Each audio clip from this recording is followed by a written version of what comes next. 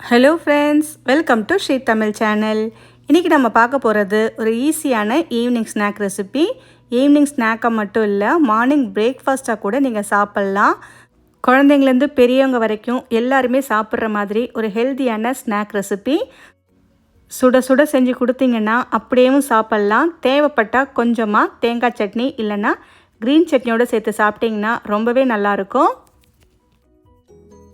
முதல்ல ஒரு பவுலில் 1 கப் அளவுக்கு கடலை மாவு எடுத்துக்கங்க. இப்போ இது கூட ஒரு மீடியம் சைஸ் பெரிய வெங்காயத்தை நல்ல பொடி பொடியாக நறுக்கி சேர்த்துக்கங்க.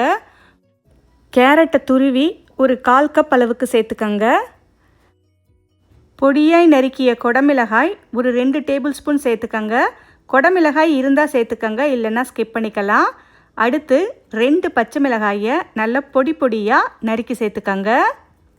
குழந்தைங்களுக்கு கொடுக்குற மாதிரி இருந்துச்சுன்னா பச்சை மிளகாயை ஸ்கிப் பண்ணிக்கங்க. அடுத்து இதில் கொஞ்சமாக மஞ்சள் தூள் சேர்த்துக்கலாம். கூடவே ஒரு 1/4 ஸ்பூன் அளவுக்கு தனி மிளகாய் தூள் சேர்த்துக்கங்க. அடுத்து கடலை மாவு அப்படின்றதுனால இதில் கொஞ்சமாக பெருங்காயத்தூளும் சேர்த்துக்கங்க. பொடியாய் நறுக்கிய கொத்தமல்லி கொஞ்சமாக சேர்த்துக்கங்க.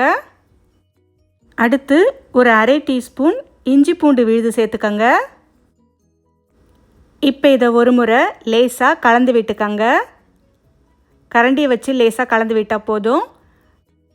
அடுத்து இதில் கொஞ்சம் கொஞ்சமாக தண்ணி சேர்த்து பஜ்ஜி மாவுக்கு கரைக்கிற மாதிரி கொஞ்சம் கெட்டியாக கரைச்சி எடுத்துக்கங்க.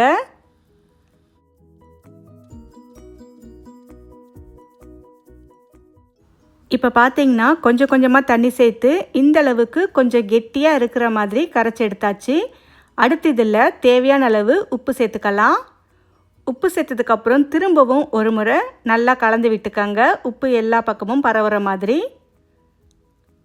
நல்லா கலந்து விட்டதுக்கப்புறம் இது அப்படியே இருக்கட்டும். அடுத்து ஒரு 3 பிரெட் எடுத்துக்கங்க. நான் இன்றைக்கி வீட் பிரெட் எடுத்திருக்கேன். நீங்கள் எந்த பிரெட் வேணாலும் எடுத்துக்கலாம். இப்போ இதை கொஞ்சம் பெரிய பீசஸாக இந்த மாதிரி நறுக்கி எடுத்துக்கங்க. இப்போ இந்த பிரெட்டை நாம் கலந்து வச்ச மாவில் சேர்த்து ஒரு ஸ்பூனை வச்சு 2 பக்கமும் மாவு எல்லா பக்கமும் படுற மாதிரி ஸ்ப்ரெட் பண்ணி விட்டுக்கங்க. கையால் செஞ்சிங்கன்னா சரி வராது. ஸ்பூனை வச்சு செய்யும்போது நமக்கு உடையாமல் சரியாக வரும். இப்போ எல்லா பக்கமும் மாவு இந்தளவுக்கு கோட்டானதுக்கப்புறமா ஒரு அகலமான பேனில் கொஞ்சமாக எண்ணெய் சேர்த்துக்கங்க. 1 டேபிள் ஸ்பூன் எண்ணெய் சேர்த்தாலே போதும். இப்போ இந்த எண்ணெயில் ஒவ்வொரு பிரெட் துண்டாக மாவில் நல்லா நனைச்சி சேர்த்துக்கங்க. எண்ணெய் பார்த்திங்கன்னா உங்கள் விருப்பம்தான். இன்னும் கூட தேவைப்பட்டால் ஒரு 5-6 டேபிள் ஸ்பூன் எண்ணெய் சேர்த்து நல்லா பொரிஞ்சு வர மாதிரி கூட நீங்கள் பொரித்து எடுத்துக்கலாம். நான் இன்றைக்கி ரொம்ப குறைவான எண்ணெயில் செய்ய போகிறேன். அதனால் 1 டேபிள் ஸ்பூன் எண்ணெயே இதுக்கு போதுமானதாக இருக்கும். உங்கள் விருப்பத்துக்கு ஏற்ற மாதிரி நீங்கள் எண்ணெயை கூட குறைய சேர்த்துக்கலாம். இப்போ இதை சேர்த்ததுக்கப்புறம் அடுப்பை மீடியம் ஃப்ளேமில் வச்சு நல்லா வேக விடுங்க. 1-2 நிமிஷத்துலேயே ஒரு பக்கம் லேசாக செவந்து வந்திருக்கும். அடுத்த பக்கமும் திருப்பி விட்டு அடுத்த பக்கமும் நல்லா செவந்து வர வரைக்கும் வேக விடுங்க.